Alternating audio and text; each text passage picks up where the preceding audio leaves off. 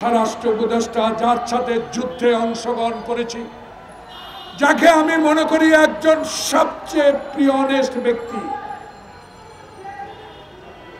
যাকে আমি চিৎকার দিয়ে বলবো জাহাঙ্গীর একজন সৎ ব্যক্তি। প্রিয় বন্ধুগণ, মির্জা আব্বাসকে যখন, মির্জা ফখরুল ইসলাম আলমগীর, আমির রিজভীকে যখন, আমানুল্লাহ আমানকে যখন এই মেহেদিরা অফিসে ভেঙে গ্রেপ্তার করে নিয়ে যায়, তখন আমার ছেলেরা, আমার মেয়েরা, সকল নেতৃবৃন্দের পরিবার যখন শেখ হাসিনার কাছে বিনয়ের সহিত আবেদন করেছিল, প্রিয় প্রধানমন্ত্রী, আপনি দেশ পরিচালনা করছেন অবৈধভাবে, আজকে অবৈধভাবে বিএনপি অফিস ভাঙচুর করে যেই নেতৃবৃন্দকে গ্রেপ্তার করে নিয়ে যাচ্ছেন, তারা অসুস্থ, কেউ কিডনি আক্রান্ত, কেউ হার্টের রোগে আক্রান্ত, কেউ অর্ধবয়সী, কেউ পূর্ণবয়সী, আজকে তাদের মুক্তি দেন।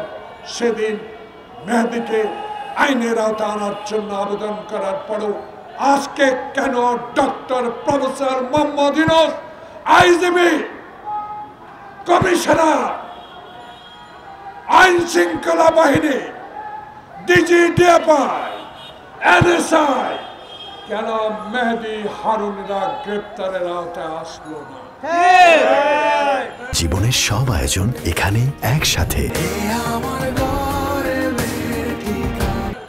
এই কথাগুলো মনে করে দেওয়ার জন্য এই পবিত্র মাহে রমজান আমার প্রিয় সাংবাদিক বন্ধুগণ,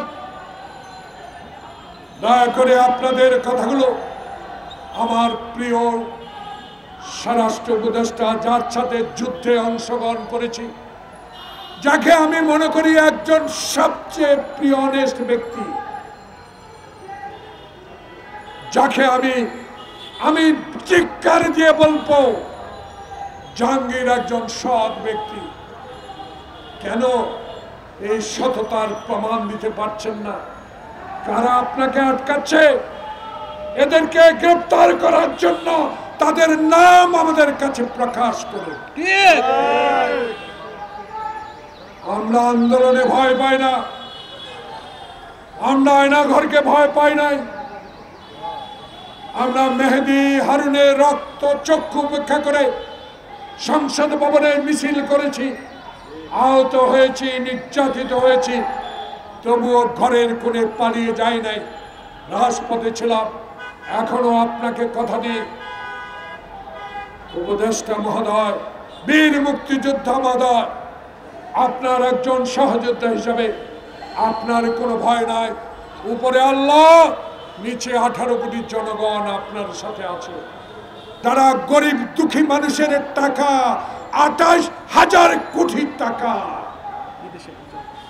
বিদেশে লুট করে নিয়ে গেছে।